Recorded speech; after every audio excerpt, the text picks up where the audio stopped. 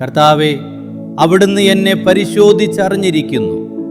ഞാൻ ഇരിക്കുന്നതും എഴുന്നേൽക്കുന്നതും അവിടുന്ന് അറിയുന്നു. എൻ്റെ വിചാരങ്ങൾ അവിടുന്ന് അകലെ നിന്നു മനസ്സിലാക്കുന്നു. എൻ്റെ നടപ്പും കിടപ്പും അങ്ങ് പരിശോധിച്ചറിയുന്നു. എൻ്റെ മാർഗങ്ങൾ അങ്ങേക്കു നന്നായി അറിയാം. ഒരു വാക്ക് എൻ്റെ നാവിലെത്തുന്നതിന് മുൻപു തന്നെ കർത്താവേ, അത് അവിടുന്ന് അറിയുന്നു. മുൻപിലും പിൻപിലും അവിടുന്ന് എനിക്ക് കാവൽ നിൽക്കുന്നു. അവിടുത്തെ കരം എൻ്റെ മേലുണ്ട്. ഈ അറിവ് എന്നെ വിസ്മയിപ്പിക്കുന്നു. എനിക്ക് അപ്രാപ്യമാം വിധം അത് ഉന്നതമാണ്. അങ്ങയുടെ സന്നിധി വിട്ടു ഞാൻ എവിടെ ഓടിയൊളിക്കും? ആകാശത്തിൽ കയറിയാൽ അങ്ങ് അവിടെയുണ്ട്. ഞാൻ പാതാളത്തിൽ കിടക്ക വിരിച്ചാൽ അങ്ങ് അവിടെയുണ്ട്.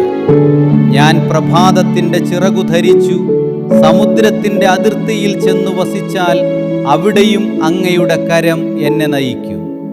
അങ്ങയുടെ വലത്തുകൈ എന്നെ പിടിച്ചു നടത്തും. ഇരുട്ട് എന്നെ മൂടട്ടെ, എൻ്റെ ചുറ്റുമുള്ള പ്രകാശം ഇരുട്ടായി തീരട്ടെ എന്നു ഞാൻ പറഞ്ഞാൽ ഇരുട്ടുപോലും അങ്ങേക്ക് ഇരുട്ടായിരിക്കുകയില്ല. രാത്രി പകൽ പോലെ പ്രകാശപൂർണമായിരിക്കും.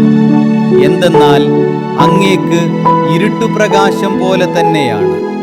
അവിടുന്നാണ് എൻ്റെ അന്തരംഗത്തിന് രൂപം നൽകിയത്. എൻ്റെ അമ്മയുടെ ഉദരത്തിൽ അവിടുന്ന് എന്നെ മെനഞ്ഞു. ഞാൻ അങ്ങയെ സ്തുതിക്കുന്നു.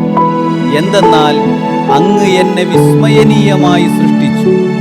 അവിടുത്തെ സൃഷ്ടികൾ അത്ഭുതകരമാണ്. എനിക്കത് നന്നായി